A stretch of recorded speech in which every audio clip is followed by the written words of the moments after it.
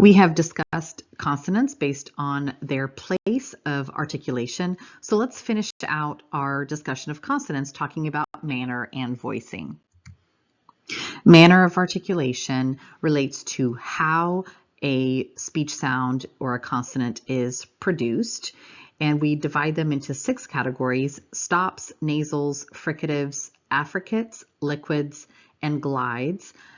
In the textbook or some of the information that you'll run into might refer to liquids and glides as approximants, but we're splitting up the approximants into the 2 categories, liquids and glides, so that it's a little bit clearer.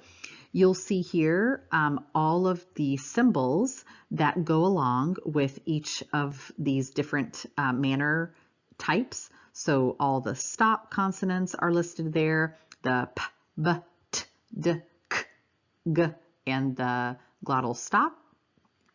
Then for the nasals, the n, and ing. The fricatives being the f, v, the voiced and voiceless th, so th and v, s and z, s, z, and then sh, zh, and h. Those are all the airy sounds where you hear significant airflow. The affricates are the ch and the j, and we'll talk about each one of these individually in more detail. And then the liquids, there are lateral liquids or alateral liquid, the ul, and then the rhotic liquid being the r. And again, I'm showing both symbols, and you can pick which one makes most sense to you. And then the glides being the w, the y, and the hw sounds. So let's talk about each one individually. With a stop consonant or a plosive, it's produced with complete closure of the vocal tract so that airflow ceases temporarily and air pressure builds up behind the point of closure.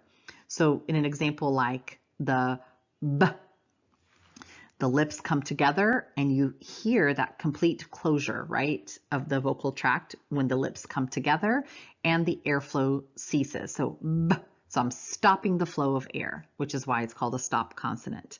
Same with a sound like g. I'm stopping the flow of air at the throat. Nasals are produced with a complete oral closure, but with an open velopharynx so that the voice energy is traveling out through the nose, like the n, ing. Fricatives are produced with narrow constriction through which air escapes with continuous noise. That's why I called it the airy sound. So any of those s or sh or f, right? There's that continuous noise, the flow of air, narrow constriction so that the air is escaping. Those are the fricatives. The affricate is a combination sound that involves a stop with a fricative. So you have the sh, that makes the ch, and then you have the d, zh, which makes the j sound. So those are the 2 affricates. The lateral liquid, the ul, the tongue tip makes midline closure with the alveolar ridge, but lateral opening for sound transmission. The rhotic liquid, the tongue tip is either pointed up slightly and not quite touching the alveolar ridge or the palatal area if you do a retroflex R, like r, where the tip of the tongue goes up and back. Or sometimes some individuals actually bunch their tongue. The tip is actually down. It's called a bunched R. The tip is down and the tongue bunches in such a way that it's bunching up toward that palatal area of the mouth. And so I would recommend that you try saying the word rabbit and see what do you do. Do you do a retroflex R where the tip of your tongue comes up and back and then down, rabbit, or do you keep your tongue tip down and just bunch your tongue, rabbit? Either way you can get to that production.